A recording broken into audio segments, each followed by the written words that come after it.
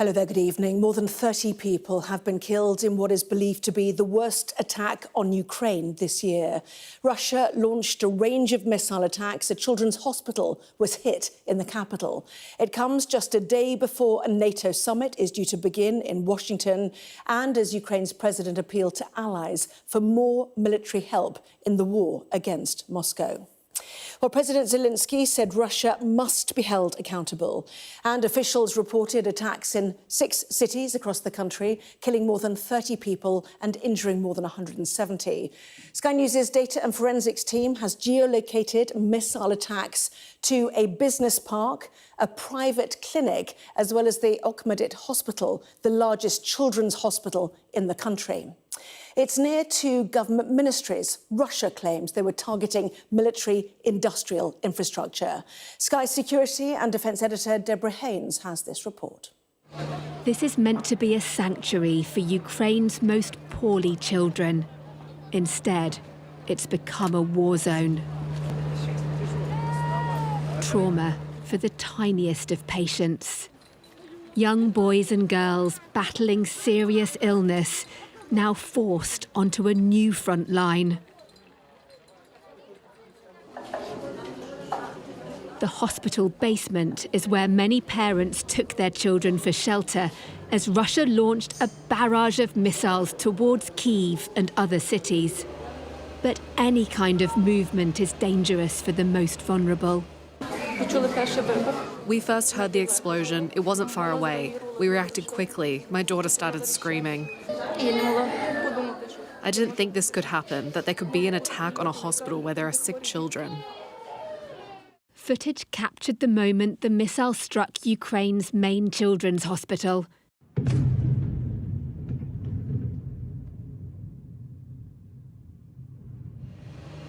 Other images showed the aftermath.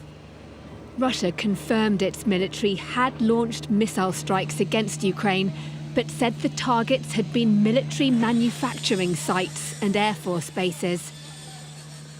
No sign of either here. Nor at this residential block, also in Kyiv. We went to the corridor during the air alarm, and we saw the fire and heard how the rocket was flying and the explosion took place. Ukraine's president called for more Western support on a trip to Poland. Ukraine is now initiating the convening of an emergency meeting of the UN Security Council in connection with the Russian attack on civilian infrastructure, including a children's hospital. Many see the attacks as a deliberate ploy by Russia to dominate the agenda on the eve of a major NATO summit of world leaders in Washington. This is par for the course for Mr. Putin to hit civilian infrastructure, and he doesn't care whether he's hitting hospitals or residential buildings. I can't draw the line that this is some sort of message. But look, I mean, as I said, what you're going to see over the course of the week is a very set of strong signals and messages to Mr. Putin that he can't wait NATO out, can't wait the United States out, that we're going to continue to support Ukraine. We are defending not just our homes and our cities and our country. We're defending every one of you because Putin goes so far as far we're allowed to go. The latest devastation, the starkest of reminders of what's at stake. Deborah Haynes, Sky News. Well, our Moscow correspondent Ivor Bennett joins me now, and our US correspondent Mark Stone is in Washington. Ivor, to you in Moscow first. Cruise missiles flown 50 metres off the ground, we're told. Ukraine opening war crimes charges. But what was the intention here from Russia? Well, first of all, there are differing accounts over what caused this destruction at the Children's Hospital in Kyiv. As we've heard, Ukraine is adamant that Russia was deliberately targeting civilians. They say they have evidence, and they say they're going to pass that to the International Criminal Court in The Hague.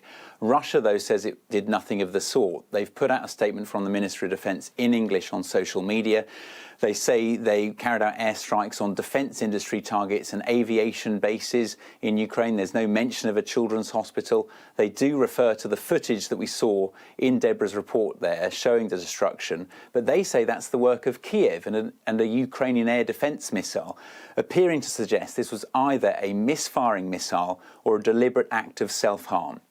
They don't provide any evidence to back up that claim, but they do suggest a reason to garner support from NATO. I think whatever the truth here, what is clear, what is certain, is that Russia did step up its aerial offensive on Ukraine today, and I think the timing is no coincidence. Coming on the eve of this NATO summit in Washington, it feels like Russia is trying to flex its muscles here, trying to show Western leaders gathering there that they have the upper hand on the battlefield and that in their eyes it's pointless to continue supporting Kyiv.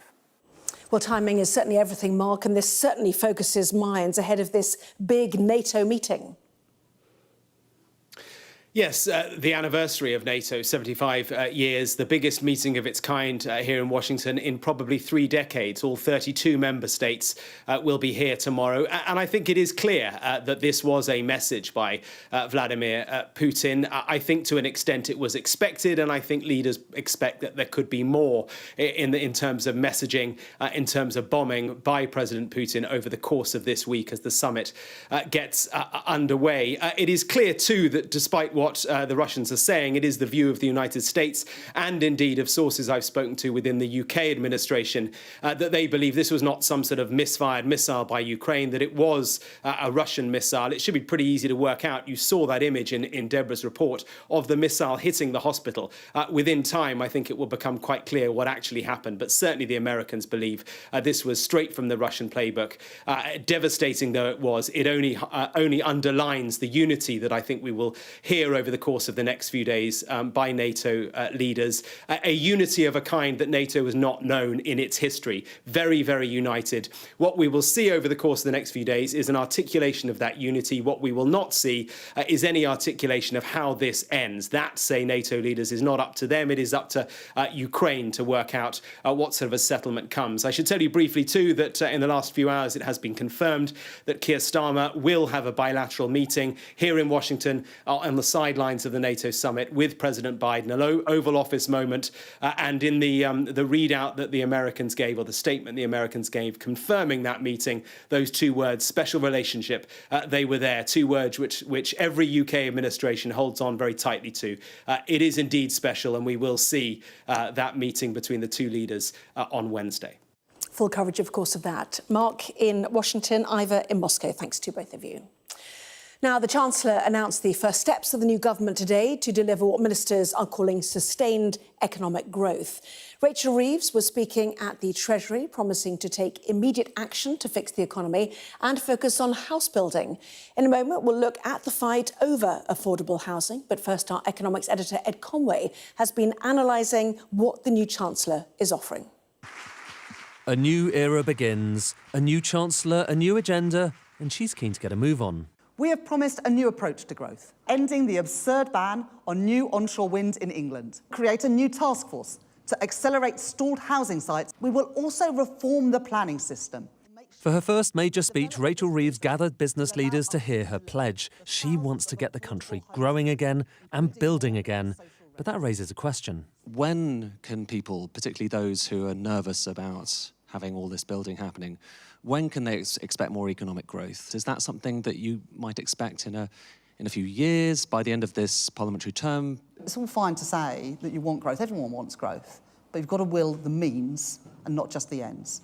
You've got to take some of the difficult decisions. Those difficult decisions have been ducked and dived and deferred for the last 14 years. I think you can see today that I mean business. We're getting on with the work that's needed to unlock that growth. New housing targets, more energy infrastructure. Strictly speaking, there wasn't a lot that was actually brand new here. But for business leaders, what really matters is that they think there's a chance this time around it might actually happen. The fact that they are planning to bring forward legislation and action on this before even the recess, it's not the novelty of the ideas, it's the desire to execute them, which I think investors will hear and which is very welcome.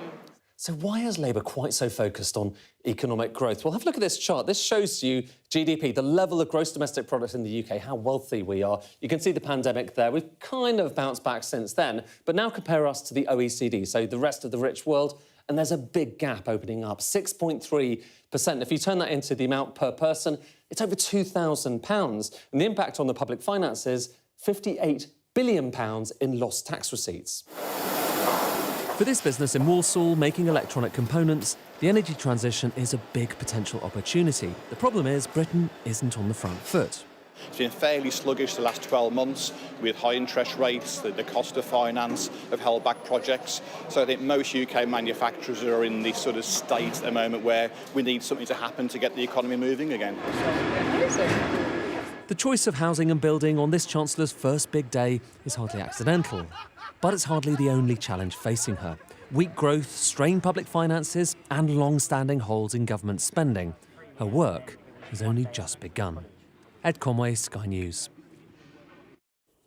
Rachel Reeves there, who used her maiden speech as Chancellor to say that Labour would build 1.5 million homes in England.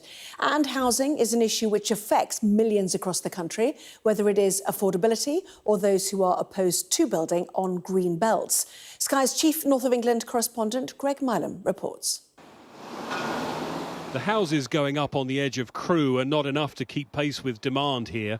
800 more have been approved on land nearby after a fight over things like how many would be affordable housing. It shows, councillors say, when it comes to planning, there is no quick fix. We do need those houses, no doubt about it. But you've got to bear in mind there is always going to be quite a long lag time between seeing those changes of new legislation on the ground. And I think it would be naive to suggest anything differently. And all the while, people are frustrated and trying to get into houses. Absolutely, absolutely. And that's families like Nicola Richardson's, 19-year-old Liana, one of 3 of her children, looking in despair at the first-time market. The 2 daughters, you've saved up quite a lot, haven't you? Thinking about deposits for houses, but then you look at the amount that you would need for what's apparently affordable housing, and it may be affordable if you've got parents who are earning 50 grand a year each. It just feels quite impossible, really, in this generation, in this world, how it is at the minute. You want to, of course you do, as much as we love our parents, you don't want to be living with them forever. But it just seems pretty much impossible. The construction industry says any solution means having enough people to actually build those houses. We are going to have to massively increase the workforce. Now, the only way you're going to encourage house building companies to do that and invest in the people and the land needed is by instilling confidence that the policy environment will allow the industry to deliver. You won't be surprised to hear that there was opposition to building hundreds of houses here from the people who already live in the area. And for all the talk of crushing that culture of not in my backyard, overcoming huge opposition when it's about where people live, in practice, is a very different matter. And all the while, for so many, that home of their own remains out of reach. Greg Milam, Sky News, Crewe.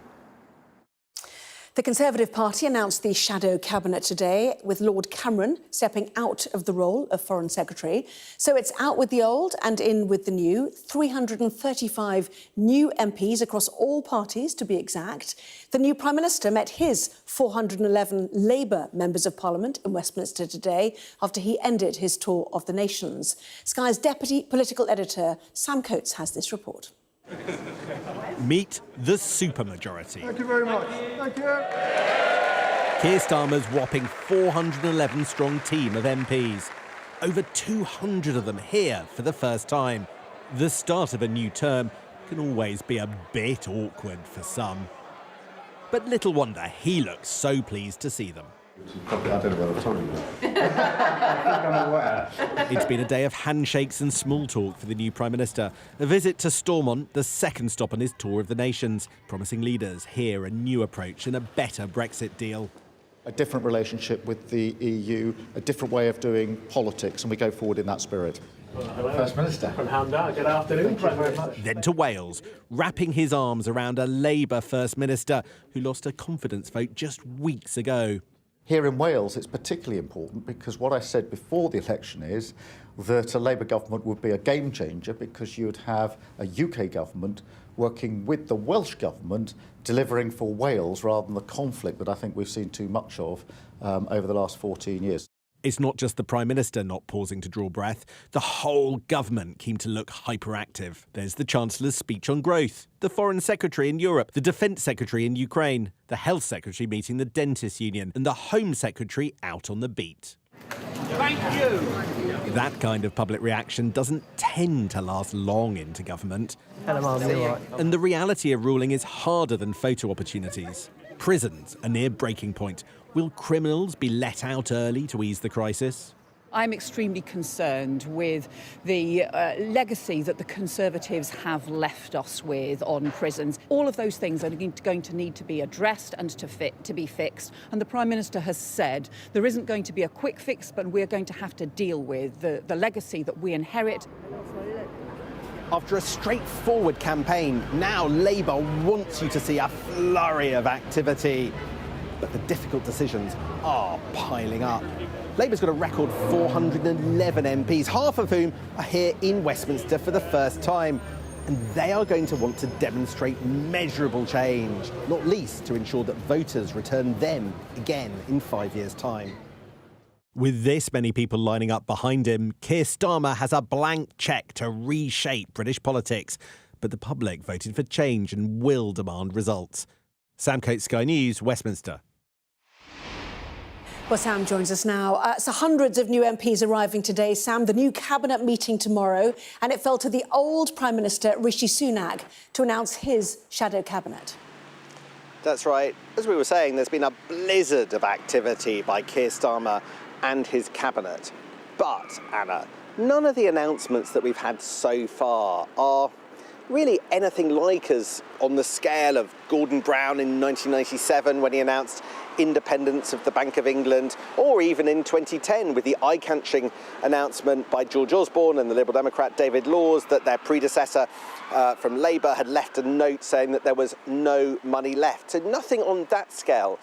But I do wonder, Anna, whether that is automatically a bad thing, whether Keir Starmer's government resisting the drumbeat and the demand for new announcements and new gimmicks is necessarily what the public is demanding at this point, or whether it might not wrong foot the opposition. Just have a look at Rishi Sunak's shadow cabinet reshuffle this evening, essentially forced into keeping those who remain in the same jobs, promoting those immediately underneath upwards if the Secretaries of State lost their seats at the election. And then a couple of very high-profile departures, no more high-profile than David Cameron, who has chosen to vacate the job of Shadow Foreign Secretary. He said in a statement tonight that was clearly because you couldn't have a Shadow Foreign Secretary in the Commons. There's literally no reason why that is true. Literally no reason why that is the case. Instead, it looks like key figures walking away from the Shadow Cabinet because they know what's coming is hard. Keir Starmer's government may be slightly unpredictable. It may not run at the same pace as many people expect or want, but the opposition are going to find the next few months and years really tricky. Sam, updating us there from Westminster. Thank you. Well, with just a few months until the US presidential election, Joe Biden is standing firm against growing speculation that senior Democrats are calling for him to pull out of the race. In an interview on the MSNBC's Morning Joe programme, Joe Biden said he was not going anywhere, challenging his critics to take him on in the Democratic convention come August. Our US correspondent James Matthews reports. The start of a working week on Capitol Hill. For a number of Democratic politicians, an increasing number, the job is to get rid of Joe Biden. To the stories told in this place, add the one about a president facing party calls to step down amidst concerns over his age. He answered them in a phone call. On a morning TV show, they had the president on the line. He didn't care what party elites wanted, he said. The voters were on his side. I wanted to make sure I was right, that the average voter out there still wanted Joe Biden, and I'm confident they do. But if any of these guys don't think I should run against me, go ahead, announce for president. Challenge me at the convention. This was Biden campaigning in Pennsylvania at the weekend. Every performance now is a test of his fitness against a drumbeat of doubt. My name's Joe Biden. I'm Joe Fueled Biden's by his husband. debate performance and stories since. According to Axios, the president is provided with documents showing his path to a podium with pictures and large print. Joe Biden had text of his own for congressional Democrats, writing in a letter, "The voters and the voters alone decide the nominee of the Democratic Party. How can we stand for democracy in our nation if we ignore it in our own party? I cannot do that. I will not do that." They say that close family members will be the key influence on the president's next move. A rallying call from the First Lady was no call to quit. For all the talk out there about this race, Joe has made it clear that he's all in. The working week has begun with a Biden fight back, but the fight goes on. He's put party democracy in the heart of his survival campaign. But as one critic put it to me, they did indeed back Joe Biden to be their presidential nominee. But they also voted to put Kamala Harris on the ticket, the vice president, tipped as a ready replacement. The fences are up in Washington, D.C. for the 75th NATO anniversary summit this week. Joe Biden will be its host. It is a big week in the business of the presidency for a president taking it day by day. James Matthews, Sky News in Washington. Thank you. To France now, where talks are underway to decide who will lead the country as Prime Minister after a shock election result saw a coalition of the left emerge as winners. Well, the left-wing coalition known as the New Popular Front, which includes Jean-Luc Mélenchon's France Unbowed party, came first with 180 seats. President Macron's centrist coalition, called Ensemble, was second with 159 seats, and Marine Le Pen's National Rally finished third with 143. In response to the result, France's Prime Minister, Gabriel Attal, offered his resignation. The 35-year-old only took the role in January. He is a member of Mr. Macron's Renaissance Party, and his boss has asked him to stay on in the role for now to ensure stability after the election. Political custom says the next head of government should be chosen from the strongest coalition. And right now that includes the Socialists, the Greens, Communists and France Unbowed. But Jean-Luc Mélenchon is unlikely to be nominated. Mélenchon is a divisive figure with a hardline stance on issues ranging from the economy to the wars in Gaza and Ukraine. Our Europe correspondent, Adam Parsons, is in Paris and has this report. France has awoken to political turmoil. In the midst of this scrum is Gérald Darmanin, Emmanuel Macron's most trusted minister, insisting there will be no deals with the far right or with the far left leader Jean-Luc Mélenchon. The former Prime Minister, Elisabeth Borne, another ushered through the melee. But the kingmakers now could be those from the left, socialists like Jérôme Guége. Obviously, the president is still in charge. Nobody asked his dismissal. But we have to find something we have never done in France, what we could call the kind of coalition. And Dieynaba Diop, freshly elected into parliament and insistent that France needs to recover from rancor. All the French people need us to be to the right place and to be stable in this time. And we have been very frightened, but now we have some relief and we have to work on it. Monsieur Mélenchon? I don't know. The National Rally, favourites to win this election, will now be only the third biggest group in the Assembly. Their young president striking a tone of contrition and humility. I've made mistakes and I also share my responsibility for this result. I was the leader of the National Rally both at the European elections, but also in this campaign. This nation, one of the richest and most influential in the world, now finds itself mired in instability and uncertainty. There is no precedent for all this. And so the MPs that we've spoken to arriving here have all said the same thing. There'll be no quick, easy answers. The question is, who will be the next Prime Minister? The present incumbent, Gabriel Attal, came to the Elysée to try to resign today, but he was told by the President that he had to stay on to give the country stability. In Paris, left-wing activism is often focused on this area. It's called Stalingrad. Here we met two friends, Constance voted left, Beatrice went right. She wanted to see Bardella as leader. On security and the well-being of the nation, he speaks really well, and we need a man like him to lead our country. France is very selfish, but I think at the moment we need to be selfish. Now they watch and wait, hoping for leadership. Do you think you will get a prime minister from the left? But we will see that in a few days, but we don't know who. I think they have to work a lot. The Olympics will arrive in Paris later this month. The city is still being spruced up. France is ever more in the global spotlight, but at the moment it feels politically rudderless. Adam Parsons, Sky News, Paris. A group of bereaved parents has written to the new government urging it to address racial disparities in the rate of stillborn babies.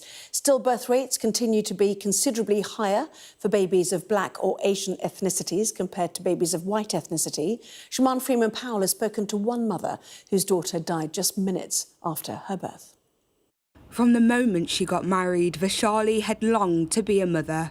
But first, she had to fight cancer before embarking on an 18-month journey on IVF, which was successful the first time around. We were just really so happy, and we just thought all of this is behind us now. Like we can move on, and we're going to bring a baby home in 9 months. Despite her pregnancy being high risk, she says she was not properly monitored and concerns she raised were dismissed. Their baby girl, Jaya, was born at 22 weeks, but died just 14 minutes later. Her grief compounded by anger, as data suggests her race may have added to the risk. I think it's disgusting. I shouldn't be more likely to lose my baby because of the colour of my skin.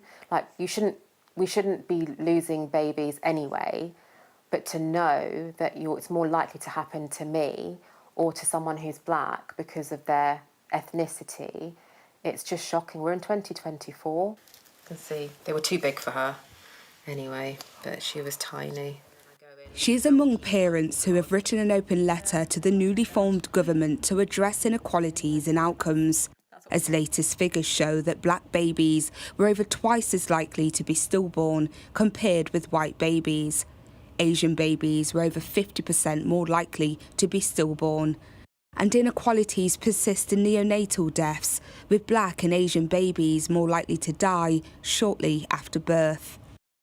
I think it sends the saddest and the most unacceptable message to these women that actually the fact that their babies have a different colour skin they aren't seen as equal and as important as white babies. And I think nobody would want that message or that reality. Charity Sands supports the parents' calls for targeted action by government and the healthcare system to address the inequalities. An NHS spokesperson said it is unacceptable for black and Asian babies to experience disparities in care. While the NHS has made improvements, we know much more work is needed to tackle inequalities. We are investing an additional £10 million of funding. Whilst Vaishali hopes that sharing her story will serve as a reminder that behind every statistic is a family and their suffering is untold. I can't get pregnant anymore. It's really hard to fathom like how we've got to, we're almost 5 years down the line now, and we're still empty-handed, and all we've got is a little corner for her in the house. Shimon Freeman-Powell, Sky News, Preston. Well, let's look ahead now, and the England squad is gearing up for Wednesday's Euro 2024 semi-final against the Netherlands. Despite being just 2 wins away from lifting the trophy, would you believe it? Gareth Southgate has faced criticism over his tactics and team selection, but defender Luke Shaw told a news conference today that the players love Southgate and that he has taken the team to another level. I don't really understand the criticism. I think what he's done for the country, for us as players as well, and I think he's really took us to the next level. I think no manager's really been as successful as him as what he's doing recently. Can't wait for that. Well, that was Sky News at 10. Coming up, we'll take a first look at tomorrow's newspapers in the press preview tonight, joined by Ryan Saby, Deputy Political Editor at The Sun, and Ava Santina Evans, Political Correspondent at Politics. Joe, welcome to both of you.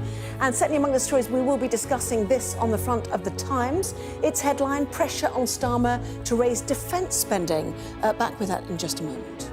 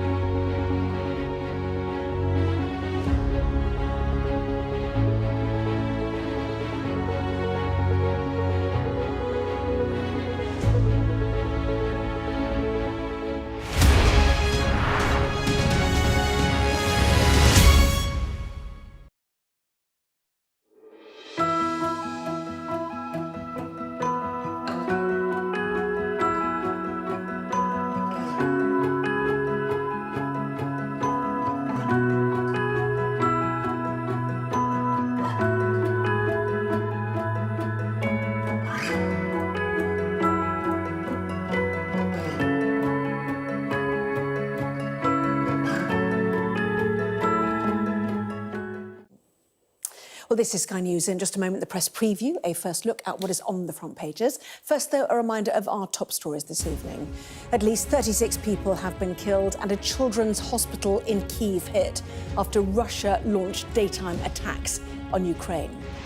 Sir Keir Starmer has met his new MPs in Westminster, with new Chancellor Rachel Reeves pledging to put house building at the heart of her plan for economic growth. And Joe Biden has written to Democrats in Congress, insisting he was committed to staying in the presidential race, but saying he was not blind to concerns.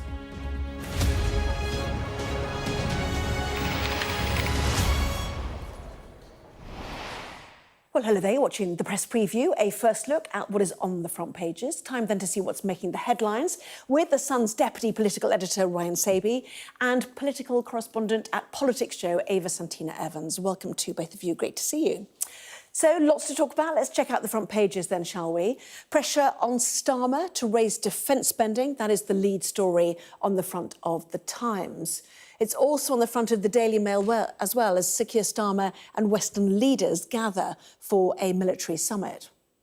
The FT reports Reeves sounds the alarm on finances as the Chancellor warns of tough choices and the worst public finances since World War II. The Eye says Reeves is ready for war over the UK's green belt as she vows to take on NIMBYs. Tax rises or cuts to our services? That is the question posed on the front of the Daily Express.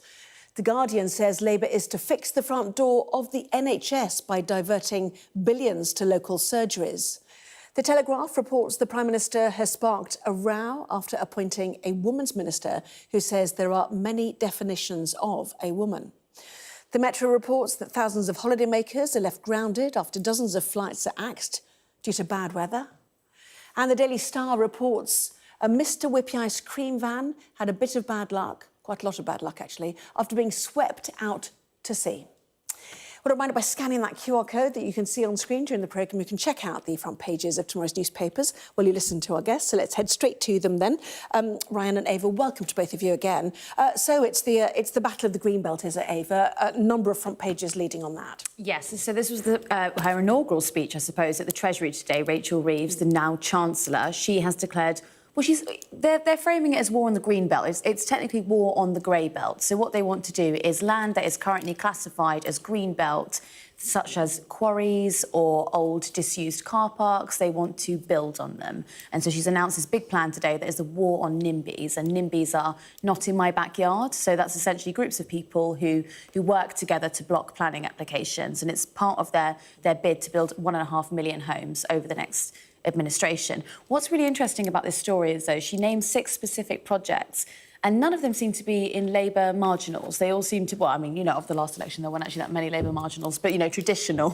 They seem to be in Tory safe seats and in Liberal Democrat seats, and the only one that's in a Labour seat is in Liverpool, which is a guaranteed Labour seat. So she's picked very carefully here about not upsetting certain constituents, which is very interesting. And I suppose the difficulty is, if you live in the southeast of England, the need for their homes where people work, does that mean they're all going to be built in the same places? I suppose that's one of the questions, isn't it? Yeah, no, exactly. And I think if they're going to be building these areas, we've got to work out whether you actually have enough services in those areas. There are provisions already in, it's known as the very sort of technical Section 106, and you have to make sure that there's enough schools, enough GP services, and just the infrastructure needs to be around it. So, but has that been happening? Because the local communities certainly say it has not. It is certainly meant to have been happening. I think when everyone puts in, when you get big housing developments put in for planning applications, it's meant to sort of naturally come. But I think some of this just gets fallen by the wayside, possibly. But one thing that what they're trying to do with this idea for growth, whether it's for homes or whether it's for big infrastructure projects, is to get that growth. And they see this as unlocking all that big potential. And the rhetoric was good from Rachel Reeves today. It was Britain is the place to do business and trying to attract that investment. Yes, and many people suggesting it was Liz Truss-esque in the demand and the need for growth, which was fascinating for many people to hear, because they know that the tax is difficult to increase. People want spending. They don't necessarily want to get into more debt because debt is high. So where do you get that extra money from? Therefore, the idea is from growth. But it's difficult. It's a slow-motion ambition, isn't it? That's the problem. Well, their argument is a reallocation of current taxation rather than, the tax cuts that Liz Truss implemented, or taxing people more, which is a school of thought from perhaps more of the left side of the Labour Party. But a story that we're going to get onto as well from West Streeting is going to show us how they're going to reallocate those sort of funds. OK, let's move. That's the Eye then. Reeves ready for a war of the UK's green belt. The Financial Times as well. Reeves sounds the alarm on finances and orders analysis of Tory spending. Suggestion is it's the worst we've ever had, worse since the World War II. I do slightly feel like this script was written before they even saw the books. I don't know what you think. It does feel a little bit like that. And I think if you go back to that the election campaign, just over recent weeks, there was lots of talk about how income tax, national insurance and VAT weren't going up, and the taxes on working people weren't going to rise, but that left a lot round the edges, and you just wonder where they're going to tax. So Rachel Reeves over the weekend has set Treasury officials on a task to sort of find out the state of affairs of where public finances are.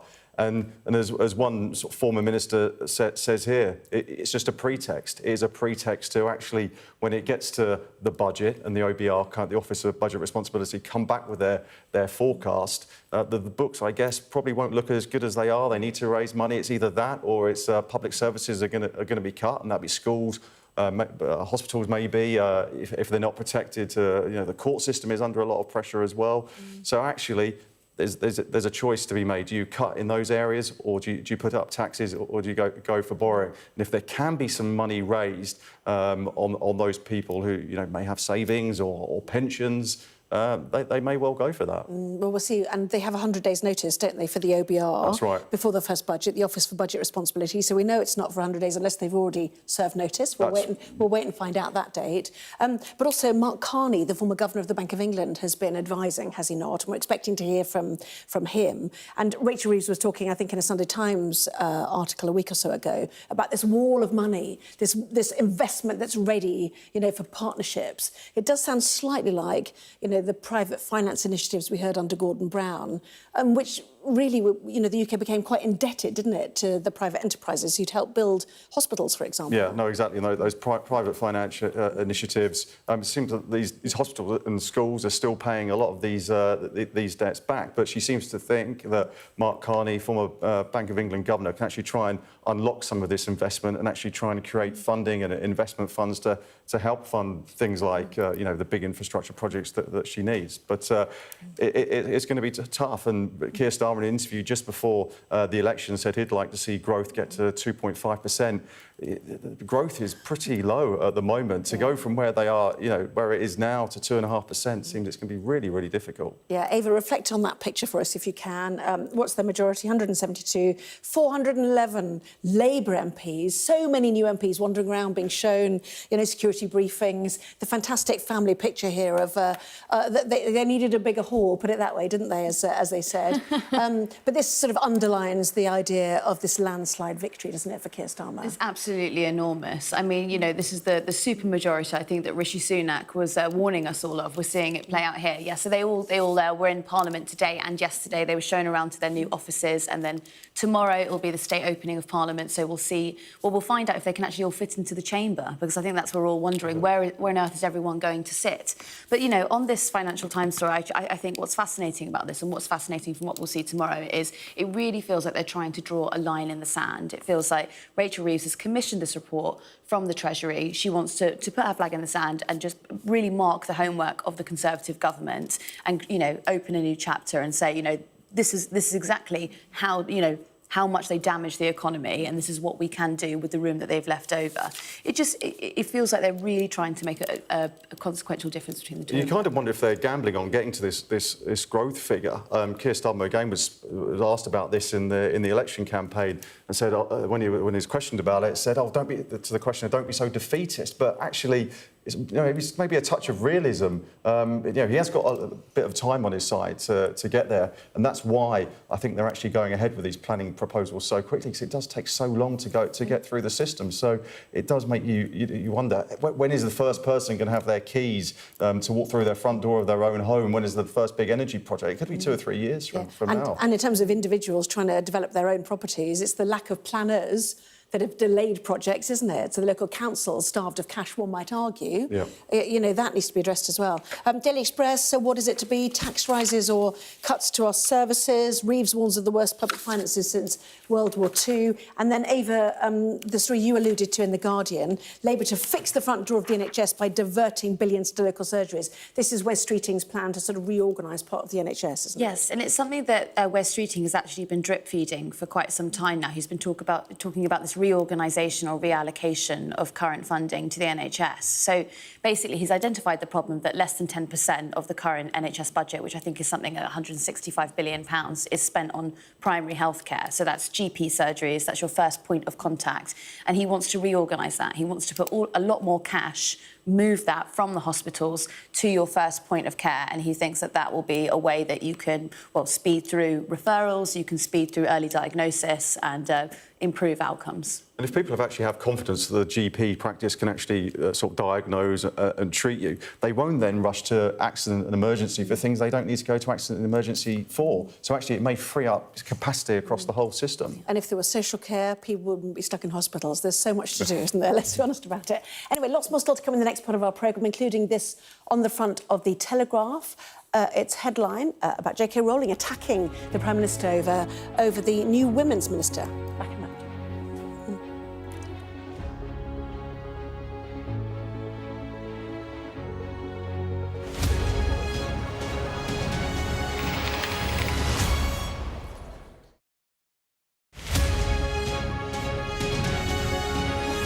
There's a likelihood there will be more wildfires in Greece this summer. I mean, you know, that's a fact. If you're going there, there is a chance you may experience them. I suppose the reassurance is that following last summer, and of course, you know, really dreadful fires and huge consequences on holiday makers, the Greek authorities have ramped up their wildfire reaction. So they've doubled the firefighting force. They've got water-dropping planes, drones. I think tour operators are probably better prepared now. They've got better systems in place. You know, and it's just down to us as holidaymakers really to support that, to have the apps, to be, you know, to listen to advice and just to be a little bit more aware. And there was a very dry, very mild winter, and then, as you say, drought in June, really strong winds. It's effectively a tinderbox out there. So, although I spoke to somebody in Crete yesterday and they said it's actually quite humid at the moment. So, you know, obviously the weather is a changing situation. It is a good idea to travel with a tour operator or book with a travel agent. You have that added support when you're out there. You know, if it does escalate and there is a wildfire and you do need to be repatriated, or you know, worst case scenario, you've got all that protection there. If you are travelling independently, great. Just make sure you've read your travel insurance policy, you're covered for extreme weather, and you know, just keep your fingers crossed. I'm Greg Milam, and I'm Sky's chief North of England correspondent.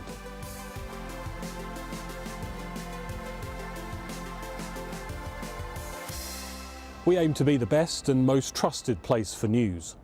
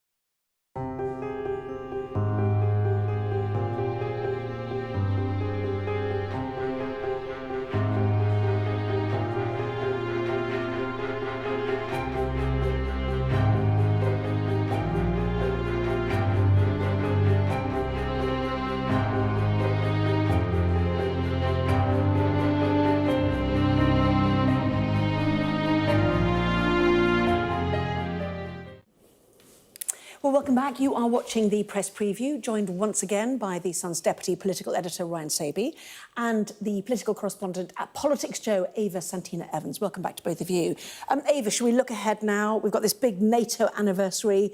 We know Sir Keir Starmer's going. We now know tonight as well he's going to have a bilateral with Joe Biden, which you might be going into. You can talk about that in a moment. But Ava, first of all, we've had this Ukraine attack, Russia attacking Ukraine, including a children's hospital. It certainly focuses the minds, does it not, of the leaders meeting for a NATO anniversary. A number, I mean, I think it was nearly 30 people were killed in that attack today in Kyiv. And yes, so there have been several, General Sir Patrick Sanders, a former head of the army, has been speaking tonight. He's on the front page of the Times, warning Keir Starmer that he must increase defence spending because Keir Starmer has previously committed to increasing it to 2.5% of GDP, but actually experts are warning it needs to be 3%. Keir Starmer also hasn't committed to a date that he will actually firm it up at 2.5%. This is, easy fodder for the Conservatives. We've seen tonight that David Cameron has resigned as Foreign Secretary and Andrew Mitchell will now become the shadow Foreign Secretary. This is quite fertile ground for them, I think, when they head back into the Commons this week to really actually get a bit of an attack on Labour because it looks a little bit too smooth, I think, for the Labour Party at the moment. This is a little edge they can get in on. And cruise missiles, clearly, hitting this children's hospital, the biggest one in Ukraine. Russia saying the targets were military and infrastructure.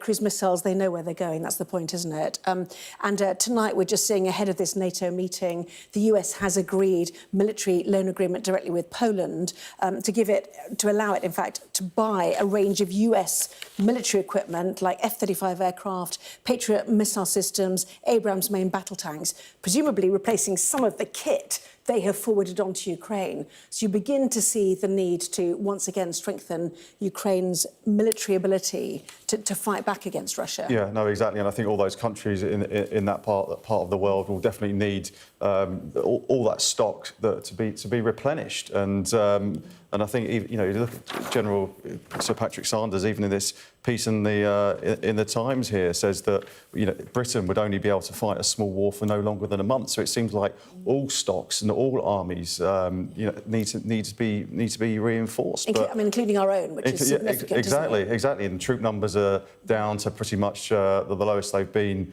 on record. So there's real pressure. And not only have you got that, you've got this brand new axis of Russia, China, Iran. So the pressure is on, and it really will be at this NATO summit. And there's pressure from Sir Keir Starmer to try and make Ukraine get on some kind of irreversible path to NATO membership. So it could be quite a heated sort of discussions over in NATO to try and give Ukraine as much support as these countries possibly can do. And the Daily Mail picking some of the children from this Okhmedit hospital, including young cancer patients who obviously had to be evacuated from the building after the attack. The atrocity that shows why Britain and NATO must spend more on defence. Meantime, two stories on the Daily Telegraph just very quickly. Joe Biden, critically, go ahead and challenge me, says Biden as he defies calls to step down. Phoning an MSNBC show this morning, quite extraordinarily, I guess, and putting it out there. It's also very much in the style of former President Donald Trump, who used to regularly ring into another news station, Fox News, when they were talking about him, and he rang in and he dared another candidate to challenge him at the Democrat convention, challenge him for the leadership, and said that there's absolutely no way that he's standing down. So presumably that meeting that he had with his wife, Jill Biden, last week did not convince him that it was time to give it up. And actually, when you think Joe Biden phoning into a radio station or a TV show and you can't actually see him on camera, you do wonder whether he's just reading off a script and just feeding the lines into the show. You look at you look at his performance in that TV debate the other week, and it was diabolical. You can see why there was so little confidence in him going forward to the Democratic convention and later on the election itself. Operates better in the morning, as they suggested. Saw the Times there as well, didn't we? There's the Daily Telegraph. Front page 2, just very quickly. J.K. Rowling attacking the appointment of the new Women's Minister, Ava. So this is Annalisa Dodds, who's been given actually a double brief, but one of her briefs is in the Women's Inequality Department. Department, sorry, that will be her brief, and she will oversee the potential upheaval of the Equality Act, which is up for renewal because it's been, well, in the public consciousness now, I think, or the narrative, for quite some time. But she's been criticised because 2 years ago she said that there was various, you know, a woman could be a variable number of things, and J.K. Rowling does not believe that is true. Ava, Ryan, thank you both very much indeed. Obviously, have more from both of you in the 11. All the top stories coming up for you in just a few minutes' time, the latest on those attacks across Ukraine.